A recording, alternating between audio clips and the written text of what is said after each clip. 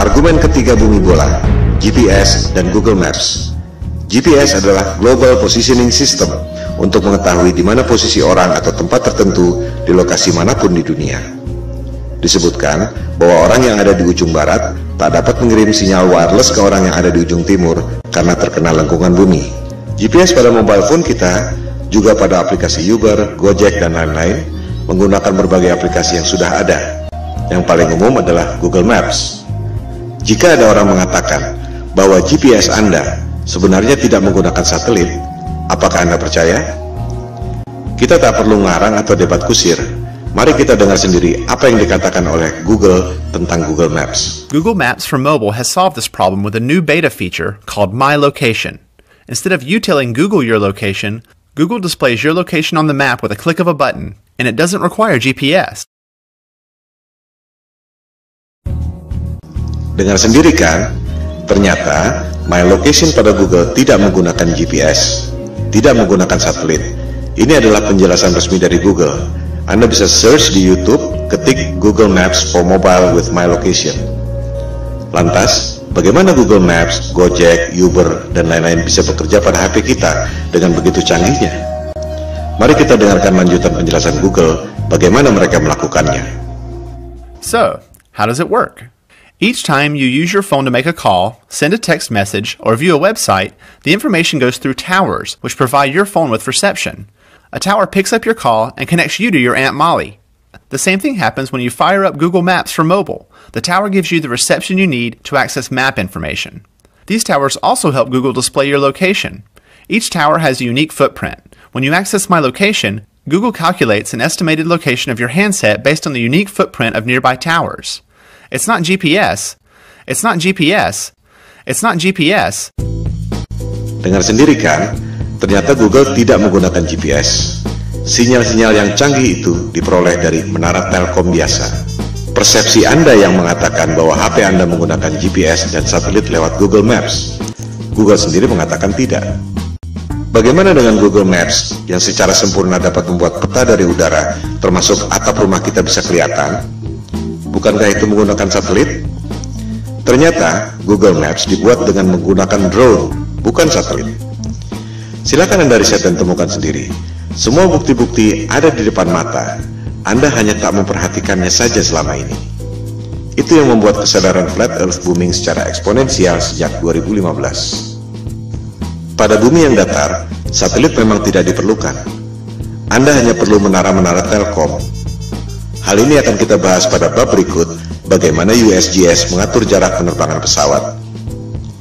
Pertanyaan yang mind-provoking adalah, jika Anda bisa dapat uang 1,5 triliun rupiah untuk membuat satelit, padahal sebenarnya Anda cuma keluar biaya bikin tawar 150 juta, keuntungan 10.000 kali lipat, dan orang tak ada yang tahu, Anda mau atau tidak? Keuntungan 10.000 kali lipat. Anda dagang dengan modal 1 juta, dapat hasil 10 miliar. Mau atau tidak? Saya tidak mengatakan Indosat atau PT Telkom menipu dengan satelit, sebab mereka tak bisa bikin satelit.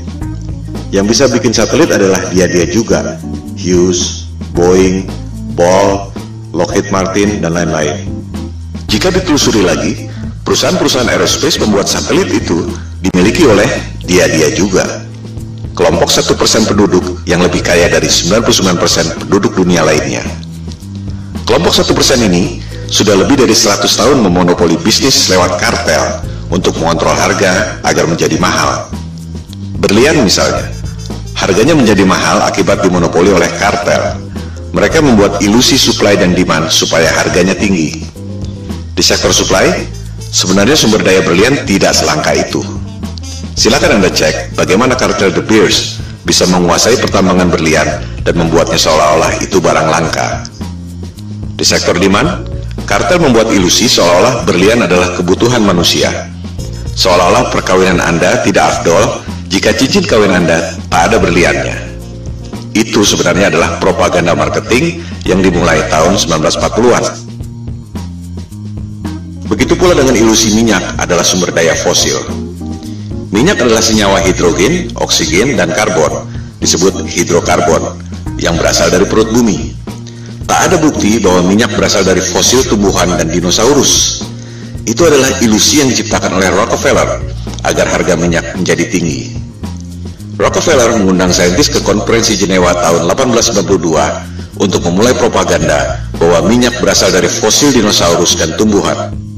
Padahal, fosil adalah benda padat dan hidrokarbon minyak adalah benda cair. Fosil yang berasal dari makhluk hidup tak pernah jauh dari permukaan bumi. Sementara, manusia mengebor minyak sampai kedalaman 10 km dan tak pernah ada bukti bahwa fosil ditemukan di kedalaman itu. Tak semua orang menyadari bahwa media-media massa besar di dunia dimiliki oleh 6 perusahaan saja. Si kelompok 1% itu mampu memonopoli informasi yang diterima oleh 99% penduduk dunia lainnya. Hal ini yang disebut sebagai propaganda, mind control. Jika kelompok super kaya yang 1% itu, atau disebut elit global, mampu mencuci otak Anda lewat pendidikan, media massa, dan film-film, ilusi marketing yang membuat harga berlian dan harga minyak menjadi tinggi, apakah mereka tak mampu membuat ilusi tentang satelit? Kembali pada soal GPS. Tak semua orang menyadari bahwa GPS digunakan sejak tahun 1973 yang merupakan bagian dari teknologi militer. GPS berasal dari teknologi sebelumnya yaitu LORAN atau Long Range Navigation dan Decca Navigation yang digunakan sejak Perang Dunia Kedua. Of its equipment, which makes it very easy to operate and maintain once you understand a few fundamentals. To provide worldwide coverage, the Omega system will use 8 VLF transmitting stations. One in Norway, another in Trinidad, one in Hawaii, and another in north-central United States. Of the remaining, one is in the Indian Ocean, another in the southern part of South America, one in the Tasman Sea area, and finally, one in the Western Pacific. Apa yang membuat Anda berpikir bahwa dunia militer yang didesain buat perang membela negara tiba-tiba jadi malaikat yang menolong umat manusia di negara-negara lain dengan memberikan teknologi gratis? Disinilah jelinya the global elites yang sudah lebih dari 100 tahun memperoleh profit dengan cara menipu orang, scam, money laundering, transaksi fiktif, you name it. Demikian halnya dengan NASA. Apa yang membuat Anda berpikir bahwa NASA adalah badan eksplorasi yang bekerja untuk kepentingan dunia? Siapakah NASA? Coba kita lihat keterangan di webnya sendiri. Jelas ditulis di situ bahwa tujuan pembentukan NASA tahun 1958 adalah berkaitan dengan Perang Dingin, di mana Rusia berhasil meluncurkan Sputnik tahun 1957. Majalah Times menjelaskannya lebih gamblang. Judulnya, Alasan yang Menyedihkan Tapi Familiar tentang Pembentukan NASA. Disebutkan, tujuannya sangat membumi, yaitu office politics, bukan untuk kepentingan umat manusia di dunia. Budget NASA 2016 adalah 19,3 miliar dolar atau sekitar 256 triliun per tahun. Hasilnya, kebanyakan adalah propaganda CGI. Motivasinya, ada 256 triliun motivasi di situ. Bisnis adalah bisnis, di mana ada peluang, pasti banyak kepentingan. Bukan hanya pegawai-pegawainya, tapi juga kontraktor-kontraktor besarnya. Roket memang diluncurkan, tapi jika diperhatikan, arahnya tak pernah lurus ke atas, selalu melengkung dan akhirnya horizontal. Karena memang tak pernah lewat dari low Earth orbit, sekitar 500 km dari permukaan bumi. Seperti yang dikatakan Times tadi, tujuan pendirian NASA sangat membumi, yaitu office politics. Pertanyaannya, untuk politik dan kepentingan siapa? Seperti yang telah disebutkan di awal, persoalan flat earth ini bukan debat kusir, bukan omong kosong, bukan adu ego, bukan adu pintar, melainkan ada hal lain yang lebih fundamental yang sangat berhubungan dengan kehidupan kita. Pada pembahasan selanjutnya, di video-video berikutnya, kita akan membahas hal ini. Ilusi bumi berbentuk globe memang sengaja dibuat oleh para globalis atau biasa disebut elit global. Mereka lah yang membuat berbagai krisis, perang, termasuk menjauhkan manusia dengan ketuhanan lewat dogma-dogma sains modern dan ilusi bumi globe. Kita sebenarnya tak perlu bayar biaya telekomunikasi mahal-mahal, tak perlu bayar listrik mahal-mahal, tak perlu bayar bensin mahal-mahal. Teknologinya sudah ada dari tahun 1898, dibuat oleh manusia paling jenius yang pernah lahir di muka bumi, yaitu Nikola Tesla.